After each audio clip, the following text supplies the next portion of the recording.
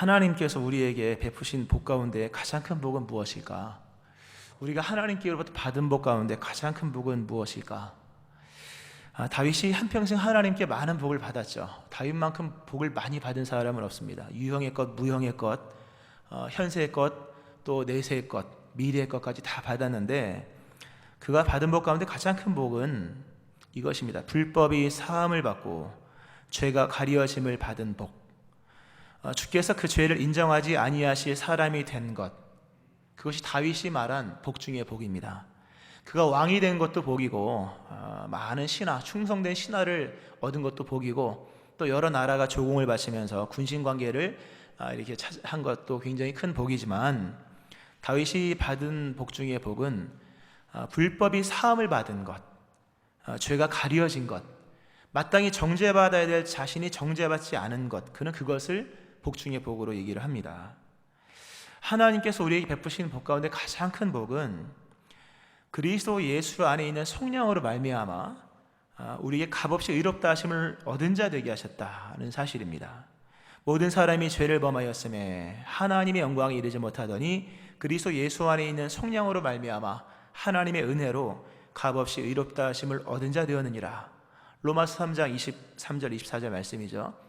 이 땅에 참 좋은 것이 많습니다. 그러나 모든 사람이 죄를 범하여 하나님의 영광에 이르지 못한다. 세상에 돈도 좋고 건강도 좋고 뭐 좋은 차도 넓은 집도 또 드넓은 대지도 좋고 뭐 친구 관계 다 중요하지만 그 모든 것은 하나님의 영광에 이르게 할 수는 없습니다. 이 세상에 있는 어떤 것도 하나님의 영광에 이르게 하는 복은 없습니다. 다 시간이 지나면 지나가고 없어지고 소멸되는 것에 불과합니다. 그러나 하나님께로부터 온 것은 하나님의 영광에 이르게 합니다. 우리 하나님께서 우리를 하나님의 영광에 이르게 하시기 위하여 주신 그 가장 큰 복은 그리스도 예수 그리스도만이 우리를 하나님의 영광에 이르게 하는 그 어떤 결과를 만들 수 있다고 하는 거죠. 그러니까 오늘은 이 그리스도 예수 안에서 우리에게 베풀어 주신 하나님의 의롭다 하심이 어떤 것인가에 대해서 같이 한번 보고자 합니다. 이 크신 은혜가 여러분에게 정말 복 중의 복으로 와닿기를 바라고 이 복 있는 사람으로서 살아가는 새로운 결단도 일어나기를 축원합니다. 오늘 본문의 말씀을 간략하게 읽기만 해도 다 이해가 되는 본문이지만 예수님께서 성전에서 말씀을 가르치시고 계셨습니다. 앉아서 가르치시는 장면이 나오죠. 아마 긴 시간 동안 말씀을 강론하고자 했습니다. 아침부터. 근데 이 이른 아침에 소란한 일이 일어났습니다. 바리새인과 서기관들이 한 여자를 끌고 와서 예수님께 제시합니다. 음행을 하다가 현장에서 잡힌 이 가늠한 여인입니다. 예수님께 와서 묻습니다. 선생이여, 모세 율법에는 이런 여자를 돌로 쳐 죽이라 했는데 당신은 어떻게 말할 겁니까? 라고 얘기합니다. 성경은 줄을 달아놨죠. 그들이 예수님을 고발할 죄를 찾기 위한 것이다. 예수님 아무 말씀 안 하십니다. 바닥에 앉으셔서 손가락으로 글을 쓰십니다. 무슨 내용을 썼는지 몰라요. 그렸는지 썼는지 하여튼 글을 썼다고 나오지만 하여튼 그리기도 하고 쓰시던 것 같아요. 사람들이 묻기를 맞이 아니합니다. 그리고 일어나십니다. 예수님께서 일어나셔서 아마 똑바로 쳐다봤을 겁니다. 너희 중에 죄 없는 자가 먼저 돌을 치라 라고 얘기하십니다. 너희 중에 죄 없는 사람이 먼저 돌을 던지라. 성경의 말씀에 양심의 가책을 받아서 나이 든 사람부터 젊은 사람까지 다 갑니다.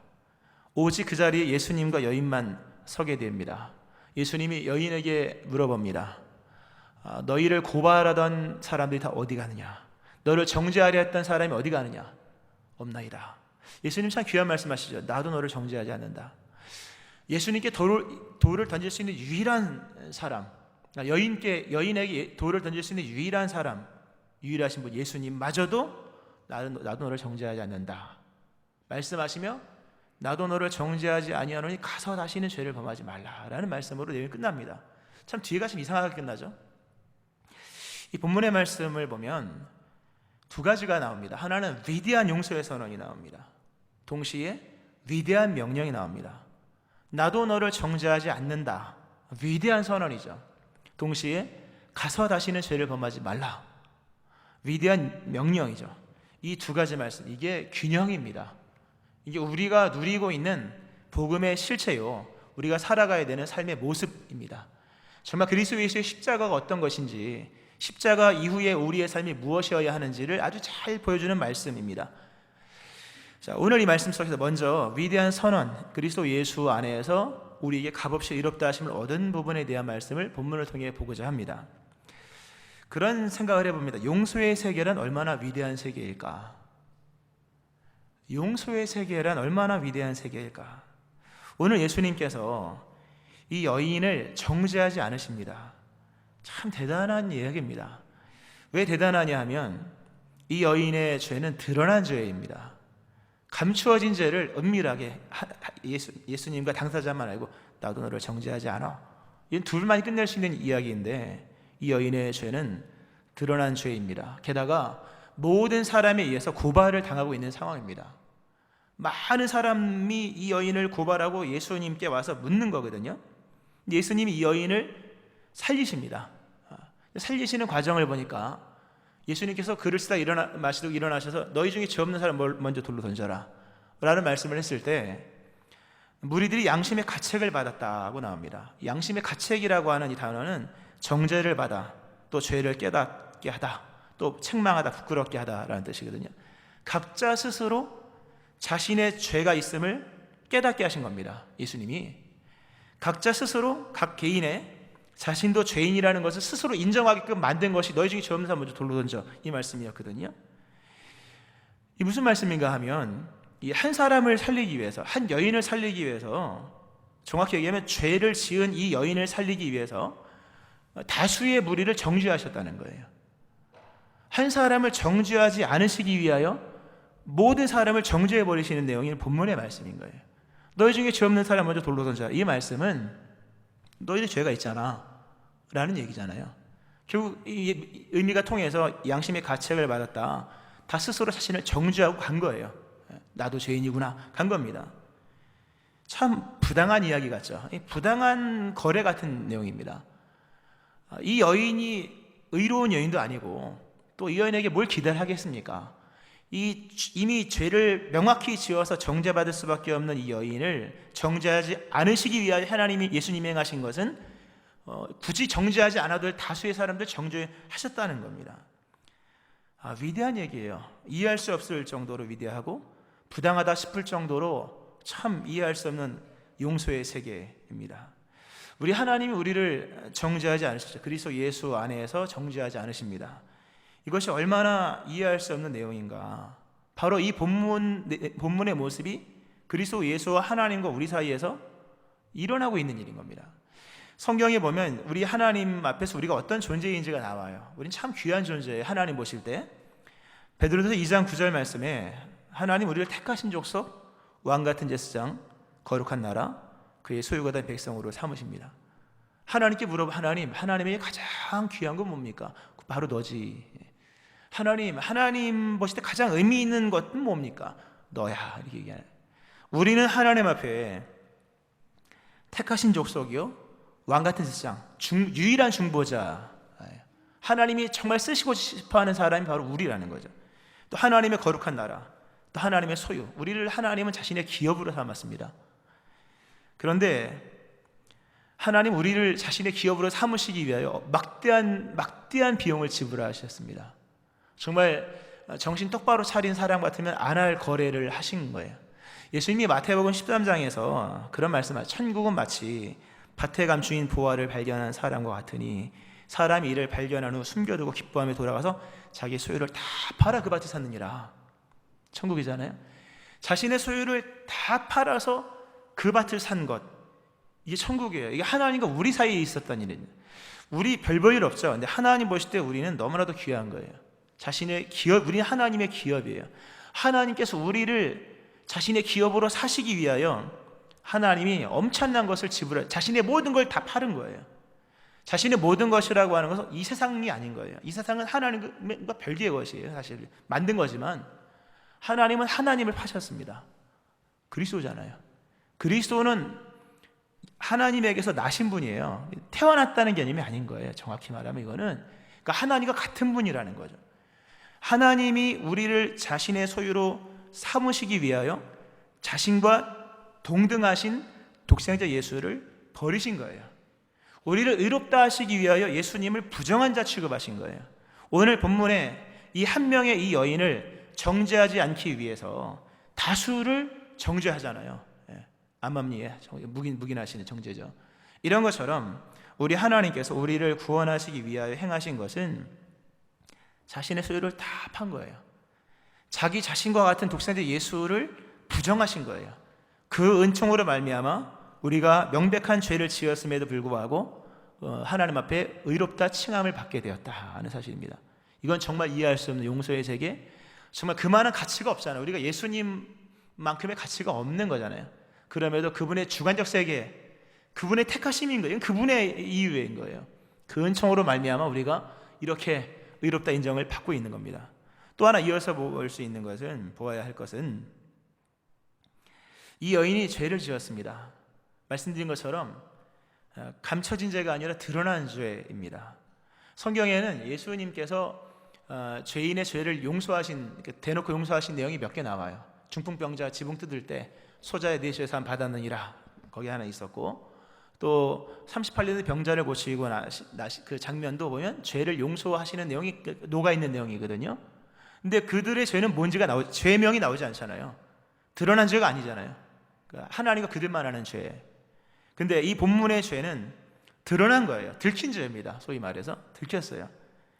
근데 이 여인이 정죄받지 않고 살 수 있었다는 거예요. 그럼에도 불구하고 그 비결이 있었다는 겁니다. 그것은 사람들이 이 여인을 예수님께로 끌고 왔기 때문이에요. 이 여인이 만약에 다른 데로 끌려갔다면 돌에 맞아 죽었을 겁니다. 이 여인이 다른 법정으로 갔다면 거기서 죄인 판결을 받고 아마 사형에 처해졌을 겁니다.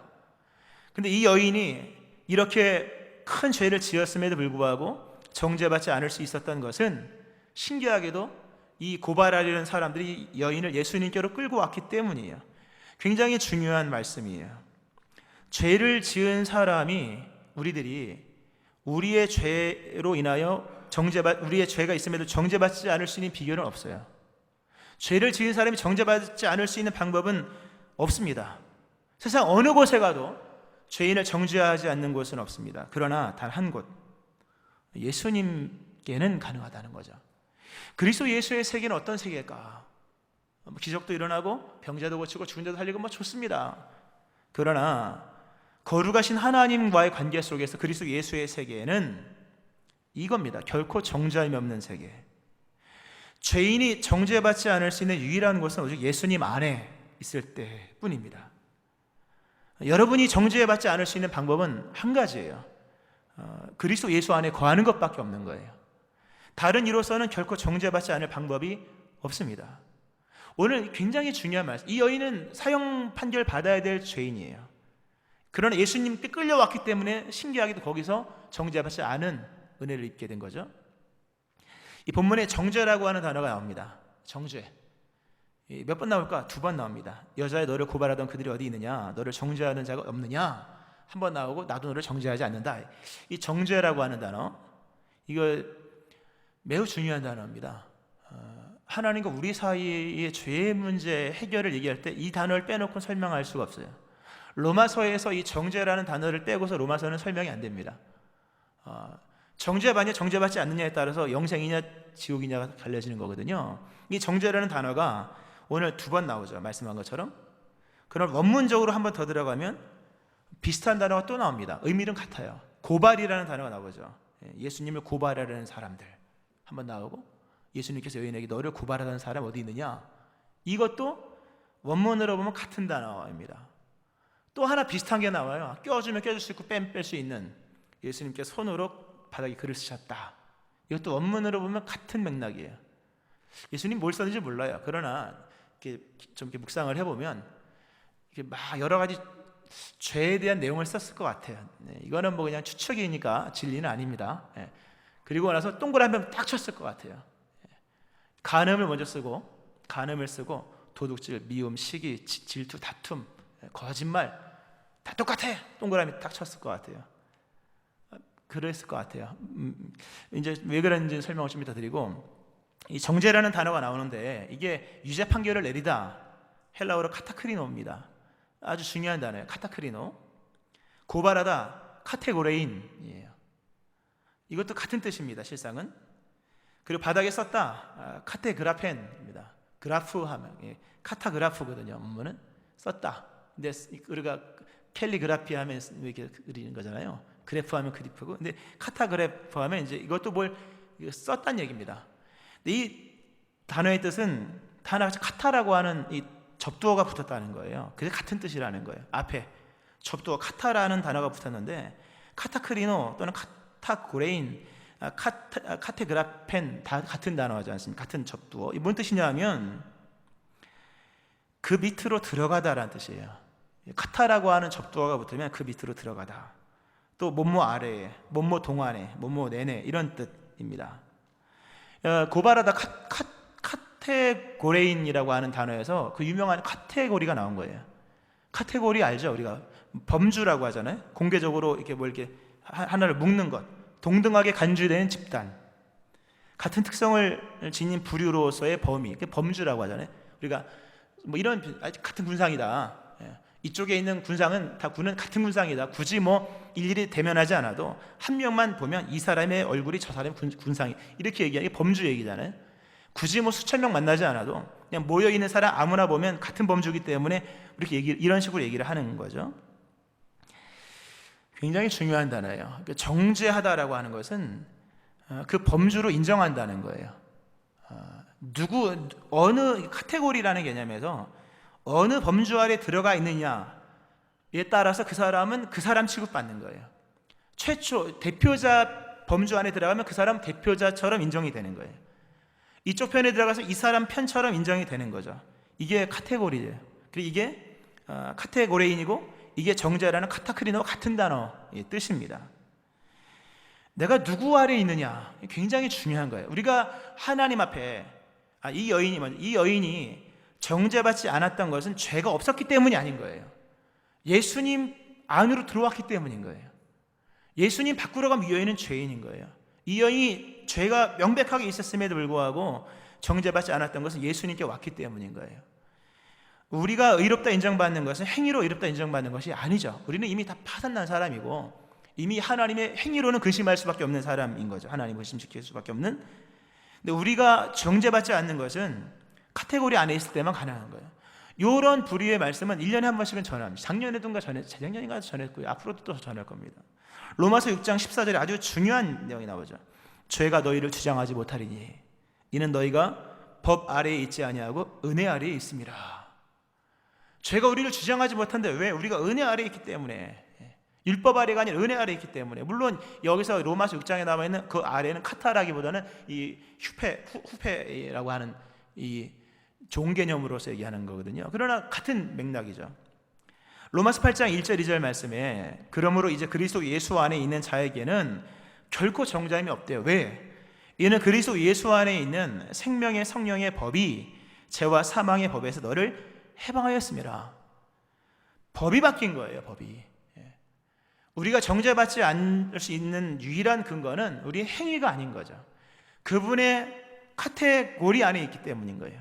그분의 법 아래에 놓여 있기 때문에 법상으로 그분 밑에 있으므로 그분의 의로우신 것 같은 특성을 지닌 부류로 인정이 되는 거예요. 이건 굉장히 중요한 거예요. 행위로 구원받는 거 아니잖아요. 행위로 어렵다 인정받는 게 아닙니다. 의인의 부류 안에 들어갔기에 내가 의인처럼 취급을 받는 거예요. 예수 그리스도의 이 울타리, 카테고리 안에 있기에 우리가 그 하나로 정죄받지 않는 거예요. 십자가 은혜 아래에 있으면 누구나 다 죄인 되지 않아요. 모든 사회, 모든 조직, 모든 공동체는 참 누가 시키지 않아도 정상과 비정상의 관념을 정의합니다. 이거 모든 사회는 그래요. 어떤 조직도 마찬가지. 두 사람 이상 있으면 이건 정상, 이건 비정상. 이걸 정의하고 살아가는 게 인간이에요. 그 질서를 잡아요. 그걸 가지고. 중요한 것은 지배적인 사고가 어떤 거냐에 따라서 이 기준과 실제가 달라지는 거죠. 악인이 득세하는 시대에는 선한 게 악이 될 수도 있는 거예요. 지배적 사고가 어떤 거냐에 따라서 어떤 사고 모델이 표준을 제시하냐에 따라서 달라지는 거예요. 우리가 살아가는 삶의 모습이 사실 근본적으로 다 죄인이지만 우리의 삶의 기준을 제시하시는 분이 예수님이라면 우리는 그분 예수님 아래에서 우리는 실제로 새로운 기준으로 인정을 받는 거예요. 여러분이 죄 가운데 놓여 있지만 스스로 의롭게 될 수 없습니다. 여러분이 죄를 지었음에도 불구하고 정죄받지 않을 수 있는 방법은 한 가지예요. 유일한 방법, 세계를 옮기는 거예요. 세계를 옮기는 겁니다. 나라를 옮기는 거예요. 다른 주인 아래로 들어가는 거예요. 다른 법 아래로 들어가는 거죠. 그 방법밖에 없습니다. 그 나라, 그 통치, 그 법 아래로 들어가면, 그리스도 예수의 나라, 그리스도 예수의 법 아래, 그리스도 예수 통치 안으로 들어가면 그 범주 안에서 여러분은 의인으로서 인정이 되어지는 거예요. 이것이 하나님이 우리를 보시는 기준인 줄로 믿으시기 바랍니다. 그 은혜로 말미암아 우리가 의롭다 인정을 받은 거죠. 오늘도 죄의 문제 씨름하시는 분 많이 있는데 달려가셔야 돼요. 그리스도 예수의 나라로 달려가셔야 됩니다. 이 은혜의 길을 축원합니다. 여기까지 이제 지금 봤습니다. 귀한 말씀이에요. 나도 너를 정죄하지 않노니, 이 정죄하지 않음이 어떻게 더 이렇게 이루어졌는가, 우리가 지금 누리고 있는 은총을 받은 거죠. 여기서 이제 한 번 더 이제 반전을 시킨 말씀을 전할 텐데요. 오늘 예수님이 그런 말씀하죠. 나도 너를 정죄하지 않는다. 그리고 이어서 하신 말씀이 가서 다시는 죄를 범하지 말아라 라는 말씀하십니다. 이 두 가지 말씀 서로 완전 다른 말씀이에요. 나도 너를 정죄하지 않는다. 근데 가서 다시는 죄를 범하지 말라라는 것은 정죄의 가능성이 있는 얘기거든요. 이 두 문장이 주님 한 분이 한 번에 얘기한 거예요. 근데 이게 우리의 신앙인 거예요. 가서 나도 너를 정죄하지 않으니 가서 다시는 죄를 범하지 말라. 우리는 자꾸 앞부분만 생각해요. 정죄하지 않았다. 그런 뒷부분 연결 안 되면요, 앞부분도 날아갈 수가 있다는 사실을 아셔야 됩니다. 성경은 말씀하죠. 그런즉 어찌하리요? 우리가 법 아래에 있지 아니하고 은혜 아래에 있으니, 은혜 아래에 있으니 죄를 지으리요? 그럴 수 없느니라. 너희 자신을 종으로 내주어 누구에게 순종하든지 그 순종함을 받은 자의 종이 되는 줄을 너희가 알지 못하느냐? 혹은 죄의 종으로 사망에 이르고 혹은 순종의 종으로 의에 이르느니라. 굉장히 중요한 말씀이에요.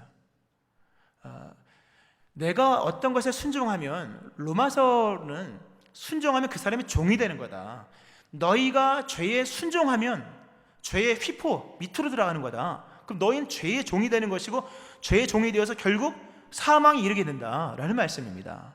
예수 믿는 사람이 죄를 안 질 수는 없지만 그 성격은 달라야 돼요. 죄와 싸우고 더불어 싸우다가 연약함 때문에 또는 피치 못해서 죄를 짓는 것은 이해할 수 있겠지만, 죄를 고르고 죄를 선택하고 죄를 짓기 위해서 죄에 순종하면 심각한 문제가, 그 사람 죄의 종이에요. 죄의 종으로 결국 사망에 이르게 된다라는 말씀 로마 6장에 나옵니다. 그리스도 예수를 믿고 나서 의롭게 되었지만 죄와 더불어 싸우는 삶을 살지 않으면 이거는 아주 복잡한 얘기가 나오는 거예요. 이런 얘기 때문에 복잡한 얘기가 나오는 거죠. 은혜의 법 아래에 있다고 해서 마음 놓고 죄를 지으면 안 됩니다. 성경, 예수님께서 이 땅에 오신 목적은 우리를 찾아서 구원받게 하기 위한 거예요. 우리로 하여금 하나님이 원하시는 삶을 살게 하시기 위함인 거죠. 성경 이런 말씀, 진리가 예수 안에 있는 것 같이 너희가 참으로 그에게서 듣고 또한 그 안에서 가르침을 받았을진데, 너희는 유혹의 욕심을 따라 썩어져가는 구습을 따르는 옛사람을 벗어버리고 오직 너희 심령이 새롭게 되어 하나님을 따라 의와 진리의 거룩함으로 지으심을 받은 새 사람을 입으라. 새롭게 되었으니 새롭게 살아야만 한다 하는 거예요. 이건 권면이 아니에요, 여러분. 나도 너를 정죄하지 아니하노니 가서 다시는 죄를 범하지 않기를 바래, 요 얘기가 아닌 거예요. 위대한 용서의 선언이면서 동시에 위대한 명령이 동시에 선포되는 거죠.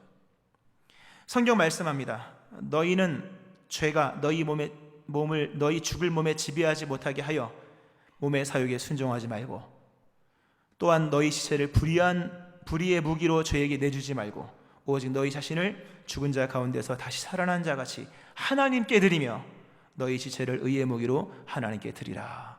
할렐루야. 용서 받았습니까, 여러분?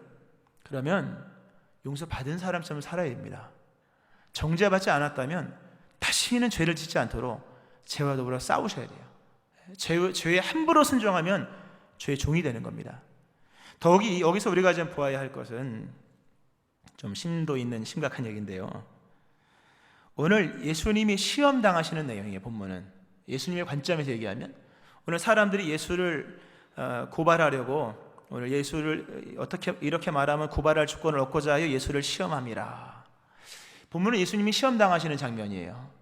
성경에 예수님이 시험당하신 장면이 몇 번 나옵니다. 뭐 대표적인 게 광야 40일 금식기도 하고 난 이후에 세 가지 시험, 또 뭐 율법사가 와서 어떻게 하면 영생을 얻겠습니까 해서 말꼬투리 잡으려고 왔던 시험, 또 하늘의 표적을 보여달라고 했던 무리들의 요청과 시험 몇 개 있어요. 그 본문도 시험이에요. 근데 예수님 겪으신 시험 중에 가장 어려운 시험이 어떤 시험이었을까? 개인적 얘기지만 제가 봤을 때는 본문의 시험이 제일 어려워요. 왜냐하면 마귀에게 시험 받는 것은 예수님과 마귀만 있는 거잖아요. 누구도 개입되지 않았어요. 거기에 예수님과 마귀만 있는 거예요. 예수님이 마귀만 물리치면 되는 거예요. 또 율법사가 영생 어떻게 얻겠습니다, 그냥 가르치면 되는 거고, 하늘의 표적 뭐 원하면 해주시면 되는 거예요. 근데 본문의 이 시험의 문제는 시험 걸어오는 사람과 예수님만 있는 게 아니라 그 중대한 영향을 끼치는 한 여인이 있다는, 제3자가 거기 끼어 있는 거죠. 이 시험이 이기는 시험인지 지는 시험인지는 예수님에게 달려있는 게 아닌 거예요. 고발한 자에 의해서 달려있는 것도 아니에요. 여인의 행동에 의해 달라져 있는 거예요. 그래서 이 시험이 제일 어려운 시험이라고 얘기를 하는 겁니다. 예수님이 여인을 정죄하지 않으십니다. 좋아요. 네, 좋아요. 그렇죠? 예수님 정죄 않으셔도 좋죠. 문제는 예수님이 이 여인을 정죄하지 않으신 그 판결이 과연 잘하신 일인가, 아니 못하신 일인가. 물론 예수님 스스로 계신 분이기에 모든 거 다 옳고 모든 거 선하고 누구도 그분에게 이의 제기할 수 없습니다만, 그 이해를 돕기 위해서 말씀을 드리는 거죠. 이 여인을 정죄하지 않으신 것은 여인의 입장에서는 최고예요. 정말 애들 말로 대박이 난 거죠. 그렇지만 과연 그게 잘한 거냐 못한 거냐.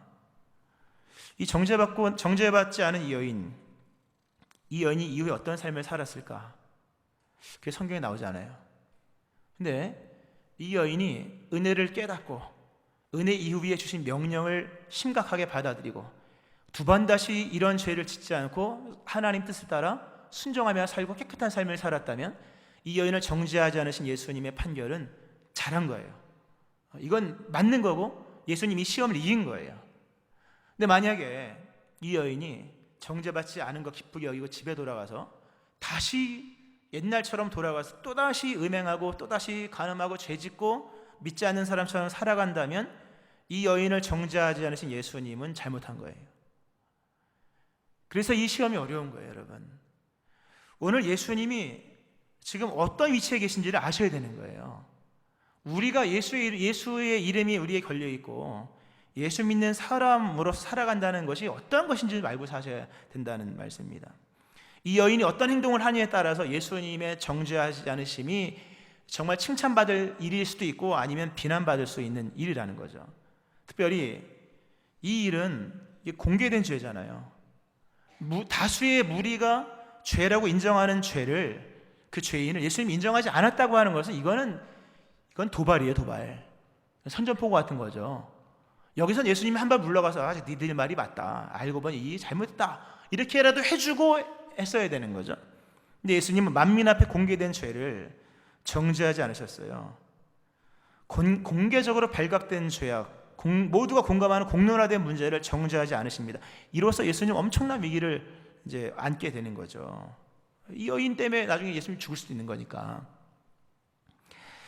이러한 위험, 공개된 죄를 정죄하지 않으심으로 예수님께서 지금 위험에 처한 거거든요. 이 큰 시험이 이제부터 시작된 거예요.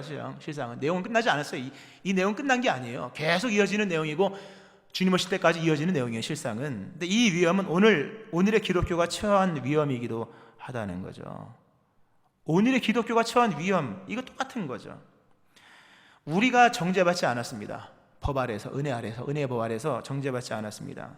문제는 우리가 어떤 삶을 사느냐에 따라서 그리스도 예수의 십자가가 고발될 수도 있고 고발되지 않을 수도 있다는 얘기입니다. 만약 우리가 하나님 앞에서 여전히 죄를 짓고 예수 믿기 전과 믿고 난 이후의 삶이 똑같이 죄악 가운데 있고 새 사람을 입은 것도 벗어버리고 옛사람의 옷을 입고 살아간다면 아마 예수님 고발당할 겁니다. 죄인을 대책도 없이 정죄하지 않으신다. 이후에 돌아올 문제를 생각하지도 않고 죄인을 풀어주면 어떡하느냐. 가둘 사람 가두고 정죄할 사람 죽일 사람 죽여야지. 이런 사람들을 다 풀어주고 그 무책임한 죄사함, 은혜의 무용론 이 나오는 거예요. 지금도 나오죠. 실상은 이게 심각한 문제입니다. 우리가 어떻게 살아가느냐에 따라서 예수님은 세상에 평화를 주시는 분이 될 수도 있고 세상을 더 무질서하게 하시는 죄인 어떤 이 죄목으로 피고석에 설 수도 있는 거예요. 오늘 우리가 살아가는 이 시대가 어떤 시대인지 아셔야 돼요. 우리가 사는 이 시대는 감출 수 없는 시대입니다. 요즘에 죄를 지으면요 다 드러나요. 다 잡혀요. 그리고 그 죄는 빠른 속도로 공론화됩니다. 요즘 죄 지면 안 돼요, 여러분. 죄를 지면 다 발각이 돼요. 거의 발각이 되고 다 발각되죠. 나중에 요즘에 기독교에 대한 내용이 뉴스에 많이 나오죠. 저는 그 하나님이 하시는 거라고 생각합니다. 하나님이 다 드러나게 하시는 거예요. 목회자의 죄악, 교회들의 허물, 또 이 직분자들의 큰 죄악들, 또 기독교의 잘못된 모습들, 이건 하나님이 들추시는 거예요. 깨닫게 하는 거예요. 지금이 어떤 시대인지 아느냐. 이미 낮이 가까우고 빛이 온 거예요. 벌써 옛날같이 숨기시는 시대가 아닌 거예요. 눈먼 돈 없어요, 여러분. 눈먼 사람 없는 겁니다. 다 드러난 거죠. 막 댓글 이만큼씩 달리잖아요. 그런 장면을 보면 본문이랑 너무 비슷해요. 이 여인이 드러난 죄로 말미암아 끌려가서 고발을 당하고 결국 이 일로는 예수님이 시험을 당하는 거잖아요. 오늘날에 이 세상을 사는 그리스도인들, 드러난 죄, 들켜버린 죄, 공개적으로 뉴스에 가십거리로 나오는 그런 모습들, 황당한 얘기입니다. 지금 이런 시대를 보고 예수님, 이 세상으로부터 기독교가 고발당하고 있는 거거든요. 예수님 뭐라 하실까? 이런 시대를 보고 예수님은 뭐라 하실까? 아마 예수님이 여러 얘기를 하실 겁니다. 그런데 그 내용은 이렇게 될 것 같아요. 사람들이 일단 고발하는 내용, 이런 사람도 목사입니까? 이런 교회도 교회입니까? 이런 사람도 성도입니까? 이게 기독교입니까? 예수님은 근데 이렇게 말씀하실 것 같아요. 나는 이들을 정죄하지 않는다. 나는 그 교회를 정죄하지 않는다. 나는 그 목사를 정죄하지 않는다. 중요한 얘기입니다, 여러분. 이 여인을 정죄하지 않으신 예수님으로 봤을 때 오늘날의 기독교를 예수님은 정죄하지 않아요. 들켜버린 목회자들 예수님 정죄하지 않아요. 비리가 있는 교회 아니야 이렇게 얘기하지 않아요, 여러분. 예수님은 분명 오늘 동일한 말씀하실 겁니다. 나는 그들을 정죄하지 않는다. 대신에 우리를 조용히 불러서 한마디 하실 겁니다. 나도 너를 정죄하지 않는데 가서 다시는 죄를 범하지 말라. 이렇게 말씀하실 거예요. 정죄는 안 하세요. 그러나 경고는 하시는 거예요. 다시는 죄를 범하지 말아라. 우리가 되물을 수 있겠죠. 또 다시 죄를 지면 어떻게 될까요? 그에 대한 직접적인 대답은 아니지만 요한복음 5장에 보면 베데스다 연못가에서 병자 고치신 내용이 나오죠. 38년의 병자를 고치십니다, 예수님께서. 그리고 나서 나중에 만나서 아주 중요한 얘기를 하십니다. 보라, 네가 나았으니 더 심한 것이 생기지 않게 다시는 죄를 범하지 말라. 예수님이 나도 너를 정죄하지 않는다. 근데 가서 다시는 죄를 범하지 말라. 이렇게 다시는 죄를 범하지 말라 말씀하신 것은 다 이유가 있는 거예요. 이유가 있기 때문에 죄를 범하지 말라. 네가 죄를 지으면 내가 너를 정죄하자는 게 무의미하다. 이런 얘기만이 아니라 다시 죄를 지음으로 생겨질 여러 문제가 심각하다고 하는 거죠. 기독교를 정죄하지는 않으실 거예요. 그러나 기독교만 불러놓고 얘기할 겁니다. 정죄하지 않지만 다시는 죄를 범하지 말라. 더 심각해질 거다. 그러면 정죄받지 않은 우리들, 의롭다 하심을 얻은 우리들, 구원을 받은 우리들이 반복적으로 짓는 죄가 불러오는 문제의 심각성을 아셔야 돼요, 여러분. 그거는 여러분 개인의 삽이 안 된다, 또는 몸에 병된다, 이런 개인적 얘기가 아닌 거죠. 예수님이 난감하게 되는 거예요. 예수님이 불의한 자처럼 이 시대에 그렇게 여겨진다는 거죠. 기독교를 죄를 묵인하는 종교로 그렇게 비춰지게 된다는 거죠. 세상으로부터 예수님의 고발을 당하여서 예수님이 죄인으로 취급받는다는 거예요. 이건 큰 문제예요. 성경 로마서 2장에 이런 말씀이 있습니다. 기록된 바와 같이 하나님의 이름이 너희 때문에 이방인 중에서 모독을 받는도다. 그 거룩하신 하나님의 이름이 불명예스럽게 된다. 이것만큼 심각한 일이 어디 있겠습니까? 우리에게 정죄받지 않은 사람들이죠.